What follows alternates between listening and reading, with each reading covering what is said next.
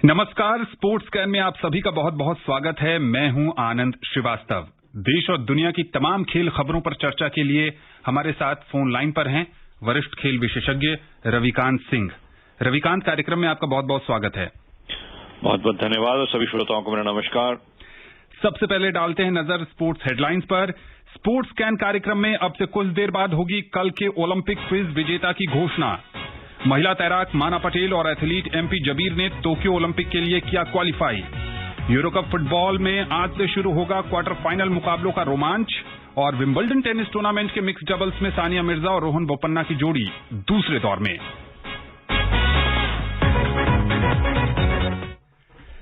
सबसे पहले बात करते हैं ओलंपिक क्विज आकाशवाणी समाचार के साथ की। कल से हमने एक नई पहल शुरू की है।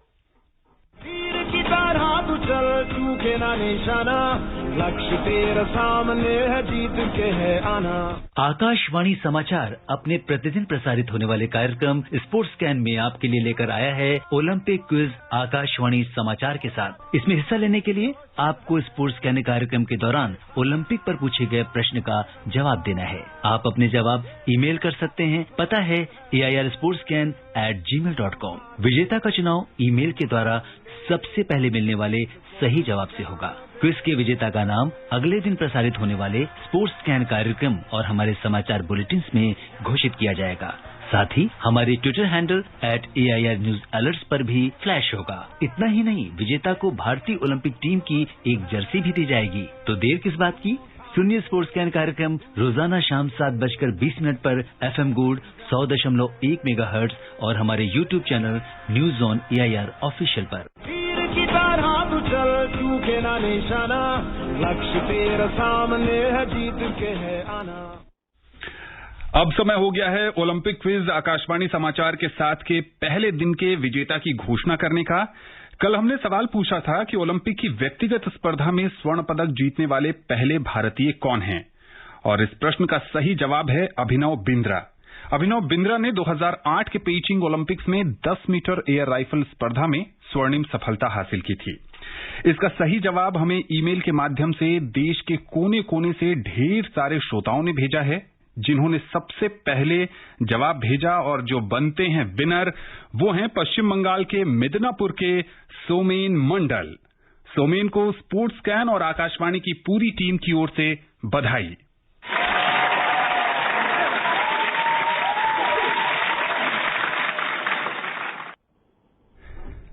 हमने क्विज के पहले दिन के विजेता सोमेन मंडल से बातचीत की। मैं सबसे पहले आकाशवाणी और स्पोर्ट्स कैन की पूरी टीम को धन्यवाद जानना चाहता हूँ। टोक्यो ओलंपिक से पहले इतनी सुंदर ओलंपिक क्विज आयोजन करने के लिए मैं एक बात बोलना चाहता हूँ। आज मेरी बर्थडे है और इस बर्थडे में स्पोर्ट्स कैन में क्विज जीतना और आकाशवाणी से बात करना अब तक की मेरी बर्थडे की सबसे अच्छे गिफ्ट है। मैं आज बहुत खुश हूँ। मैं जब क्लास 11-12 में था तब से आज तक मैं रोज शाम स्पोर्ट्स कैन सुनता हूँ। स्पोर्ट्स न्यूज जानना मेरी एक हॉबी है। अंत में ये बोलना चाहता हूँ, मैं टोक्यो ओलंपिक में हमारा देश का एथलीट जरूर पोडियम फिनिश करेंगे और हमारा देश का नाम रोशन करेगी। Thank you. तो एक सुखद संयोग है कि सोमेन जी ने सही जवाब दिया। वो विजेता बनते हैं पहले दिन के और आज उनका जन्मदिन है। उनको जन्मदिन की भी ढेर सारी शुभकामनाएं। और अब बारी है हमारे आज के ओलंपिक क्विज के सवाल की।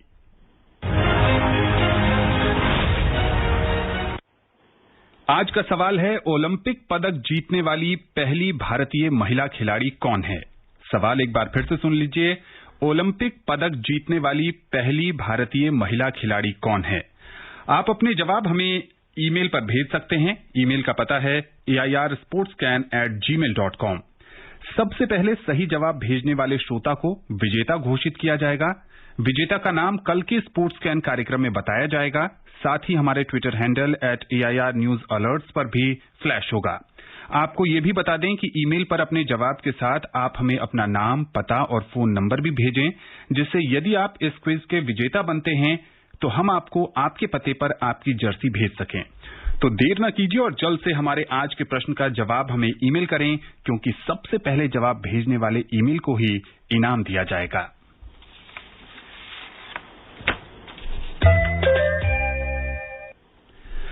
भारतीय महिला तैराक माना पटेल ने टोक्यो ओलंपिक के लिए क्वालिफाई कर लिया है। भारतीय तैराकी संघ ने आज इसकी जानकारी दी। वो 100 मीटर बैक स्ट्रोक प्रतियोगिता में हिस्सा लेंगी। माना टोक्यो ओलंपिक के लिए क्वालिफाई करने वाली पहली महिला और तीसरी भारतीय तैराक बन गई हैं। माना को यूनिवर्सिटी कोटे के तहत ओलंपिक में प्रवेश मिला है। खेल मंत्री किरेन रिजिजू ने ट्वीट कर माना को बधाई दी है। कैसे देखते हैं रविकांत जी, कितनी संभावना है? देखिए, बहुत बड़ी कामयाबी है कि ओलंपिक में क्वालिफाई किया है मानव ने, लेकिन सबसे अच्छी बात यह है कि मेहनत करके उन्होंने एक कोटा प्लेस हासिल किया है, ना कि एक जिसे कहते हैं कि बी क्वालिफाइंग टाइमिंग करते, बी मार्क कहते हैं जी। तो इस कारण से 100 मीटर बैक स्ट्रोक का इवेंट है। हाँ, टाइमिंग जो है उनका वो शायद पदक जीतने लायक अभी नहीं दिख रहा है जी। लेकिन भाग लेना ही अपने आप में एक बहुत बड़ी कामयाबी है, खासतौर पर एक महिला तैराक के लिए एक नया, इसे कहते हैं कि नया आयाम जुड़ रहा है भारतीय खेल में। बिल्कुल। उधर भारतीय नौसेना के एथलीट एमपी जबीर ने 100 मीटर बाधा दौड़ में टोक्यो ओलंपिक के लिए क्वालिफाई कर लिया है। जबीर ने पटियाला में अंतरराज्यीय एथलेटिक्स चैंपियनशिप में 49.78 सेकेंड का समय लेते हुए स्वर्ण पदक जीतकर ये उपलब्धि हासिल की। जबीर ने विश्व रैंकिंग के जरिए टोक्यो ओलंपिक का टिकट पक्का किया, जिसमें 14 कोटा उपलब्ध थे। जबीर की कितनी संभावना देखते हैं? लंबे समय से एथलेटिक्स में एक बड़ा नाम।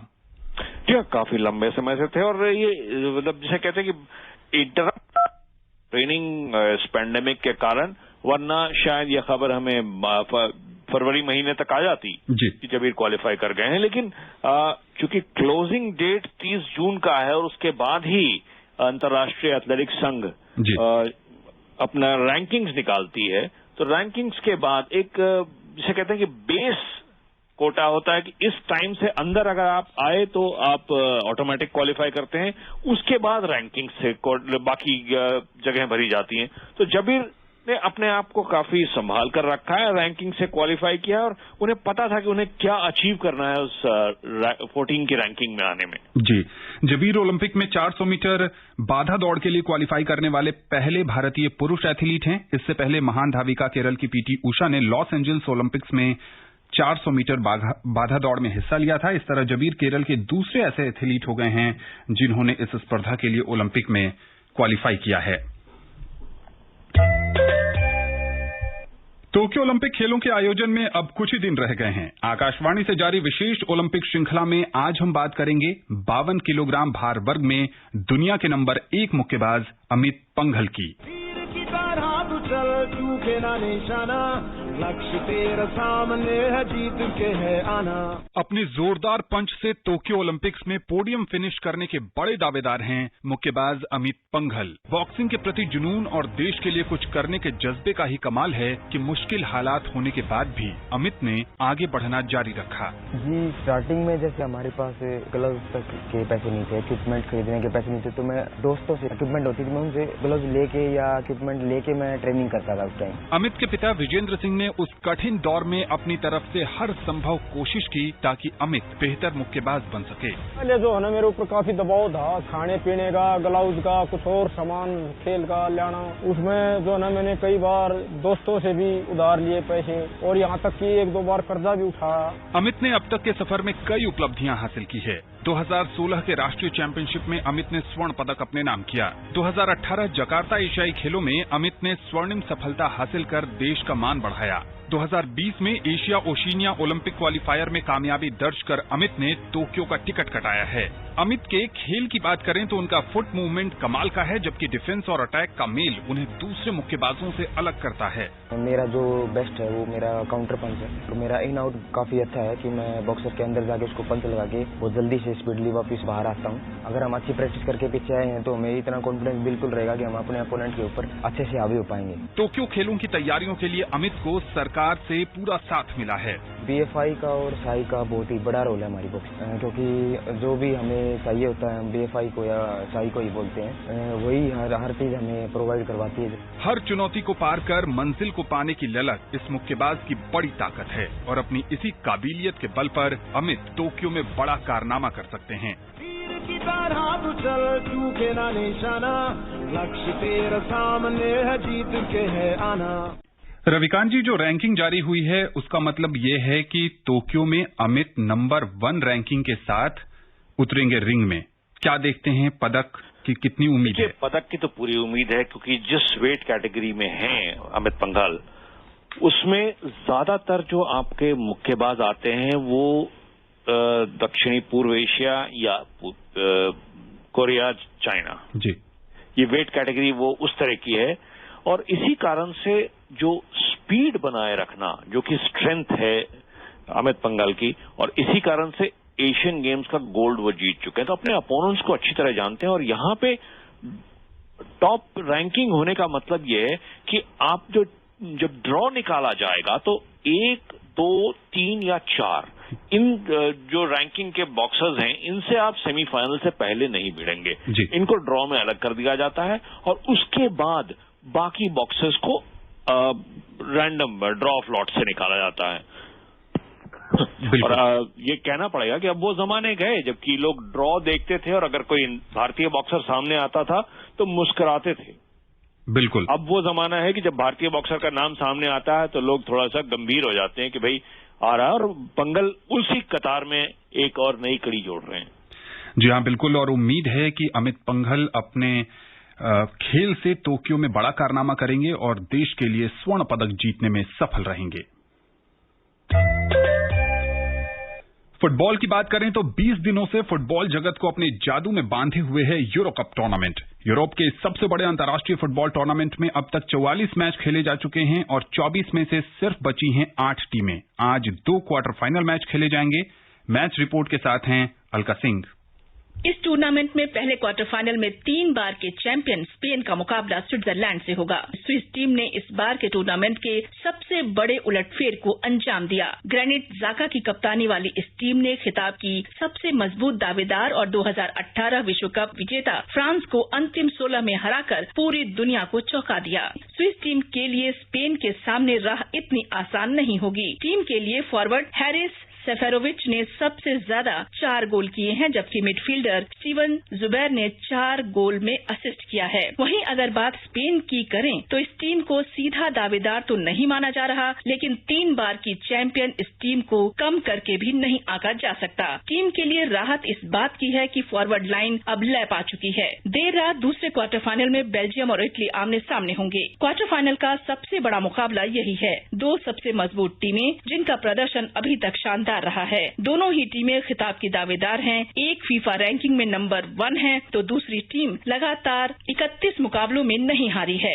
यानी टक्कर कांटे की है, लेकिन किसी एक को बाहर होना पड़ेगा। सबसे पहले बात बेल्जियम की, जो दुनिया की नंबर 1 टीम है। Kevin De Bruyne, Eden Hazard, Romelu Lukaku, Thibaut Courtois जैसे फुटबॉल जगत के सबसे बेहतरीन सितारों से भरी इस टीम को देश की स्वर्णिम पीढ़ी बताया जा रहा है। बस हाथ में कोई खिताब नहीं है। कप्तान इडेन हजार्ड और केविन डी ब्रुयना को चोट लगी है और उनके खेलने पर शंका के बादल मंडरा रहे हैं। टीम के लिए स्ट्राइकर लुकाकू शानदार फॉर्म में हैं और अभी तक 3 गोल दाग चुके हैं। दूसरी ओर इटली कोच रॉबर्टो मैंचिनी की इस टीम ने हर विरोधी के होश उड़ा दिए हैं। मैदान पर ये टीम कैसा खेल रही है इसकी गवाही देने और विरोधियों के हौसले पस्त करने के लिए ये आंकड़े ही गवाह हैं। इटली पिछले लगातार 31 मैचों से अजेय है। टीम या तो जीती है या मुकाबले ड्रॉ रहे हैं। इटली ने अपना ही 82 साल पुराना रिकॉर्ड तोड़ा है। इतना ही नहीं, पिछले लगातार 12 मुकाबले इस टीम ने जीते हैं, जिसमें से 11 में क्लीन शीट रखी, यानी कोई गोल नहीं खाया। टीम ने ग्रुप ए में हर विरोधी को धूल चटाई और सारे मैच जीते। अलका सिंह, स्पोर्ट्स कैन। रविकांत जी, इटली बनाम बेल्जियम ब्लॉकबस्टर मुकाबला होने वाला है। जी हाँ, लेकिन देखिएगा कि क्या विडंबना है। जो 4 ग्लैमर टीमें हैं क्वार्टर फाइनल में, उसमें से 3 आज रात ही खेल रही हैं जी। और बेल्जियम वर्सेस इटली ये देर रात का मुकाबला है, लेकिन सबसे बड़ा मुकाबला इस चारों क्वार्टर फाइनल्स में से यही होगा जी। अब देखना यह है कि बेल्जियम का जो अनुभव की कमी है, बिग मैच टेम्परामेंट जी। टाइटल उनके पास एक भी नहीं है, ना यूरो ना फीफा वर्ल्ड कप जी। तो यहाँ पे इटली के पास थोड़ा सा एज है। और रोबर्टो मैंचिनी, जो कि खुद अपने जमाने में बहुत दिग्गज डिफेंडर हुआ करते थे जी, डिफेंसिव प्लॉय के साथ जा रहे हैं। और अगर जैसा कि लग रहा है खबरों से कि ईडन हजार्ड आज स्टार्ट शायद ना करें, बिल्कुल चोट लगी है उन्हें। नहीं, स्टार्ट तो बिल्कुल नहीं करेंगे जी। शायद उनको 16 में रखें और एक उसे कहते हैं कि जुआ खेला जाए अगर मैच लेट गया तो जी। कि अगर 1 गोल से आप पीछे हैं तो फिर रिस्क ले सकते हैं, क्योंकि फिर आप 2 गोल से हारे हैं, 3 से फर्क नहीं पड़ता है। लेकिन लुकाकू को अकेले ही इटालियन डिफेंस को बीट करना आसान बिल्कुल नहीं होगा। उन्हें एक और खिलाड़ी की मदद चाहिए, और वो वहां पे थोड़ी सी कमी नजर आ रही है बेल्जियम के खेल में। और सबसे अहम बात यह है कि इटली के पास बिग मैच टेम्परामेंट जिसे हम कहते हैं, बड़े मैच बड़े स्टेज पर जीतना और खिताब जीतना उन्हें अच्छी तरह आता है। जी हां, किएलिनी और बनुची की जो डिफेंसिव जोड़ी है उन पर जिम्मेदारी होगी लुकाकू को रोकने की। दूसरी तरफ बहुत संक्षेप में अगर बात करें, स्विस बनाम स्पेन, स्विट्जरलैंड ने सबको चौंका दिया है। शकीरी शानदार फॉर्म में है, सेफेरोविच के नाम 4 गोल हैं। स्विट्जरलैंड ने फ्रांस को हराकर सबको चौंकाया है, और यहां पे सबसे अच्छी बात स्विट्जरलैंड के लिए है कि उनके ऊपर कोई प्रेशर नहीं है। जी, प्रेशर ना होने के कारण वो खुलकर खेल सकते हैं और चौंका सकते हैं स्पेन को, क्योंकि स्पेन का फॉर्म कोई बहुत अच्छा नहीं चल रहा है। जी, स्पेन की टीम ने पिछले 2 मुकाबले में 5-5 गोल जरूर किए हैं, लेकिन लुई एनरिके की इस टीम के पास भी अनुभव की कमी है, और देखना दिलचस्प होगा कि ऊंट किस करवट आज बैठता है। विंबलडन टेनिस टूर्नामेंट के मिक्स डबल्स में सानिया मिर्जा और रोहन बोपन्ना की जोड़ी दूसरे दौर में पहुंच गई है। पहले दौर में सानिया और बोपन्ना की जोड़ी ने अंकिता रैना और रामकुमार रामनाथन की जोड़ी को 6-2, 7-6 से हराया। एक अन्य मुकाबले में आज दिविज शरण और सामांथा मरे शरण की जोड़ी का सामना एरियल बेहर और गालिना वोस्कोबोयेवा की जोड़ी से होगा। महिला डबल्स में सानिया मिर्जा ने अपने जोड़ीदार अमरीकी बेथानी मैटिक सैंड्स के साथ दूसरे दौर में जगह बना ली है। सानिया और सैंड्स की जोड़ी ने 6ठी वरीयता प्राप्त एलेक्सा गाबाराची और देसीरे क्रावचिक की जोड़ी को 7-5, 6-3 से पराजित किया। अंकिता रैना और लॉरेन डेविस की जोड़ी पहले दौर में हारकर बाहर हो गई है।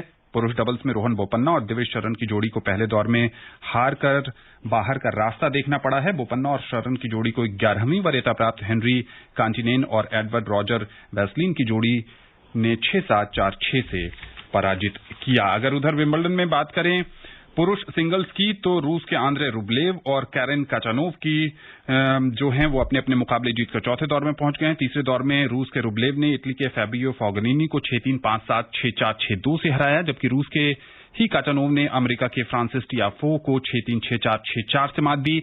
महिला सिंगल्स में बेलारूस की एरेना सबालेंका और कजाकिस्तान की एलिना रिबाकीना भी चौथे दौर में पहुंच गई हैं। इंग्लैंड ने ओवल में खेले गए दूसरे वनडे मुकाबले में श्रीलंका को 8 विकेट से हराकर 3 मैचों की श्रृंखला में 2-0 की अजय बढ़त बना ली है। टॉस हारकर पहले बल्लेबाजी करने उतरी श्रीलंका की टीम ने धनंजय डे सिल्वा के 91 रन के दम पर 50 ओवर में 9 विकेट पर 241 रन बनाए। इंग्लैंड की ओर से सैम करन ने 5 विकेट और डेविड विली ने 4 विकेट झटके। लक्ष्य का पीछा करने उतरी इंग्लैंड ने ओवेन मॉर्गन के नाबाद 75 और जो रूट के नाबाद 68 रन की पारी के सहारे 43 ओवर में 2 विकेट पर 244 रन बनाकर मैच जीत लिया। कप्तान कायरन पोलार्ड के शानदार अर्धशतक और ड्वेन ब्रावो की बेहतरीन गेंदबाजी के दम पर वेस्टइंडीज ने चौथे T20 मुकाबले में दक्षिण अफ्रीका को 21 रन से हराकर 5 मैचों की श्रृंखला में 2-2 से बराबरी हासिल कर ली है। दक्षिण अफ्रीका ने टॉस जीतकर पहले गेंदबाजी करने का फैसला किया और विंडीज ने पहले बल्लेबाजी करते हुए पोलार्ड के नाबाद 51 रन की पारी की मदद से 20 ओवर में 6 विकेट पर 167 रन बनाए। लक्ष्य का पीछा करने उतरी दक्षिण अफ्रीका की टीम क्विंटन डिकॉक के 60 रन की पारी के बावजूद 20 ओवर में 9 विकेट पर 146 रन ही बना सकी। वेस्टइंडीज के लिए ब्रेवो ने सबसे ज्यादा 4 विकेट लिए, आंद्रे रसल ने 2, जबकि क्रिस गेल, ओबिड मैकॉय और पोलार्ड को एक-एक सफलता हाथ लगी। रविकांत जी, समय नहीं है कि आपसे इस पर या किसी और खबर पर चर्चा कर सके। चलते चलते ये बताइए कि आज आपकी फेवरेट टीम कौन सी है स्विस बनाम स्पेन में? स्विट्जरलैंड बनाम स्पेन में तो स्पेन को ही मैं फेवर करूंगा। और इटली वर्सेस बेल्जियम में आप किसके साथ हैं? इटली बेल्जियम में दिल कह रहा है बेल्जियम, लेकिन दिमाग कह रहा है इटली। क्या बात है, दिल और दिमाग में कौन जीतता है ये कल स्पोर्ट्स कैन में हम आपको जरूर बताएंगे। स्पोर्ट्स कैन से जुड़ने के लिए और विशेषज्ञ राय साझा करने के लिए आपका बहुत बहुत शुक्रिया। धन्यवाद। स्पोर्ट्स कैन का आज का अंक यहीं समाप्त होता है। पूरी टीम को दीजिए अनुमति। नमस्कार।